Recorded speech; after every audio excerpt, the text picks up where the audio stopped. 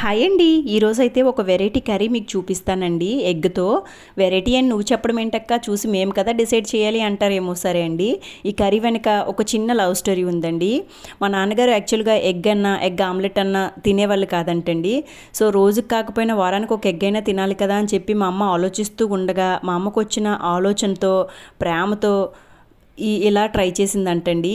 ఇగోండి, నేను వీడియోలో చూపించిన విధంగా ట్రై చేస్తూ ఎగ్ని అందులోనే పగలగొట్టిందంటండి. ఇంకా దాన్ని కదపకుండా అలానే వాటర్ అంతా ఇంకెంతవరకు ఉంచుకోవాలంటండి. అసలు అద్భుతమైందండి కర్రీ మాత్రం. సో ఇప్పుడు చెప్పండి, ఇది కామన్గా ఉందని చెప్పి కామెంట్స్ చేస్తారు, లేదో వెరైటీ కర్రీ అని చెప్పి వైరల్ చేసి ఆమె ప్రేమకి తగ్గ ప్రైజ్ని ఇస్తారు. ఇక చాయిస్ అయితే మీకే వదిలేశానండి. బట్ అంత ప్రేమతో ట్రై చేసిన ఈ వెరైటీని వైరల్ చేసేద్దామండి. వైరల్ అయిన తన వీడియోని చూసి ఉత్సాహపడుతుంది. వీడియో నచ్చితే లైక్ చేయండి. Thank you.